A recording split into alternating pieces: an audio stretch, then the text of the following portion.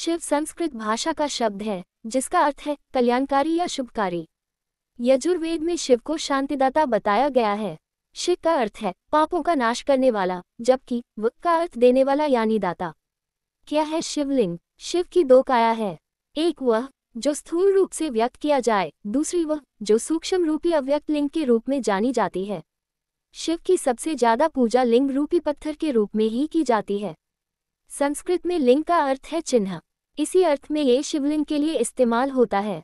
शिवलिंग का अर्थ है शिव यानी परमपुरुष का प्रकृति के साथ समन्वित चिन्ह। शिव, शंकर, महादेव। शिव का नाम शंकर के साथ जोड़ा जाता है। लोग कहते हैं शिव शंकर भोलेनाथ। इस तरह अनजाने ही कई लोग शिव और शंकर को एक ही सत्ता के दो नाम बताते हैं। असल में दोनों की प्रतिमाएं अलग अलग आकृति की हैं। शंकर को हमेशा तपस्वी रूप में दिखाया जाता है। कई जगह तो शंकर को शिवलिंग का ध्यान करते हुए दिखाया गया है। शिव ने सृष्टि की स्थापना, पालना और विनाश के लिए क्रमशः ब्रह्मा, विष्णु और महेश भी शंकर का ही नाम है नामक 3 सूक्ष्म देवताओं की रचना की है। इस तरह शिव ब्रह्मांड के रचयिता हुए और शंकर उनकी एक रचना। भगवान शिव को इसीलिए महादेव भी कहा जाता है। इसके अलावा शिव को 108 दूसरे नामों से भी जाना और पूजा जाता है। अर्धनारीश्वर क्यों? शिव को अर्धनारीश्वर भी कहा गया है। इसका अर्थ यह नहीं है कि शिव आधे पुरुष ही हैं या उनमें संपूर्णता नहीं। दरअसल ये शिव ही हैं जो आधे होते हुए भी पूरे हैं। इस सृष्टि के आधार और रचयिता यानी स्त्री पुरुष शिव और शक्ति के ही स्वरूप हैं। इनके मिलन और सृजन से ये संसार संचालित और संतुलित है। दोनों ही एक दूसरे के पूरक हैं। नारी प्रकृति है और नर पुरुष। प्रकृति के बिना पुरुष बेकार है और पुरुष के बिना प्रकृति। दोनों का अन्योन्याश्रय संबंध है। अर्धनारीश्वर शिव इसी पारस्परिकता के प्रतीक हैं। आधुनिक समय में स्त्री पुरुष की बराबरी पर जो इतना जोर है, उसे शिव के इस स्वरूप में बखूबी देखा समझा जा सकता है।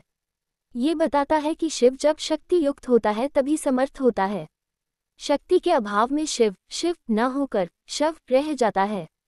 नीलकंठ क्यों? अमृत पाने की इच्छा से जब देवदानव बड़े जोश और वेग से मंथन कर रहे थे, तभी समुद्र से कालकूट नामक भयंकर विष निकला। उस विष की अग्नि से 10 दिशाएं जलने लगी। समस्त प्राणियों में हाहाकार मच गया। देवताओं और दैत्यों सहित ऋषि, मुनि, मनुष्य, गंधर्व और यक्ष आदि उस विष की गर्मी से जलने लगे। देवताओं की प्रार्थना पर भगवान शिव विषपान के लिए तैयार हो गए। उन्होंने भयंकर विष को हथेलियों में भरा और भगवान विष्णु का स्मरण कर उसे पी गए। भगवान विष्णु अपने भक्तों के संकट हर लेते हैं। उन्होंने उस विष को शिवजी के कंठ गले में ही रोककर उसका प्रभाव खत्म कर दिया। विष के कारण भगवान शिव का कंठ नीला पड़ गया और वे संसार में नीलकंठ के नाम से प्रसिद्ध हुए। शिव स्वरूप, भगवान शिव का रूप स्वरूप जितना विचित्र है, उतना ही आकर्षक भी। शिव जो धारण करते हैं उनके भी बड़े व्यापक अर्थ हैं। जटाएं, शिव की जटाएं अंतरिक्ष का प्रतीक हैं। चंद्रमा मन का प्रतीक है। शिव का मन चांद की तरह भोला, निर्मल, उज्ज्वल और जागृत है। त्रिनेत्र, शिव की 3 आंखें हैं, इसीलिए इन्हें त्रिलोचन भी कहते हैं। शिव की ये आंखें सत्व, रज, तम 3 गुणों, भूत, वर्तमान, भविष्य 3 कालों, स्वर्ग, मृत्यु, पाताल तीनों लोकों का प्रतीक हैं। सर्पहार, सर्प जैसा हिंसक जीव शिव के अधीन है। सर्प तमोगुनी व संहारक जीव है जिसे शिव ने अपने वश में कर रखा है।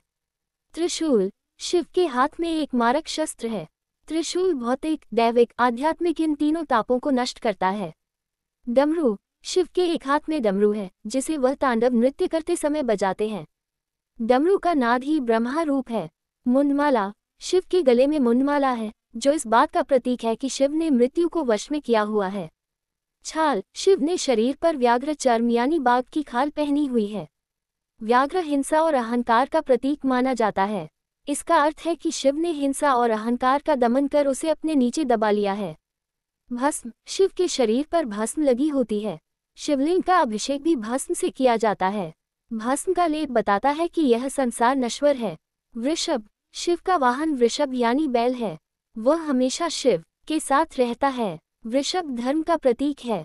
महादेव इस 4 पैर वाले जानवर की सवारी करते हैं, जो बताता है कि धर्म, अर्थ, काम और मोक्ष उनकी कृपा से ही मिलते हैं।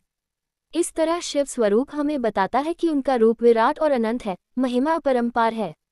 उनमें ही सारी सृष्टि समाई हुई है। महामृत्युंजय मंत्र, शिव के साधक को न तो मृत्यु का भय रहता है, न रोग का, न शोक का। शिव तत्व उनके मन को भक्ति और शक्ति का सामर्थ्य देता है।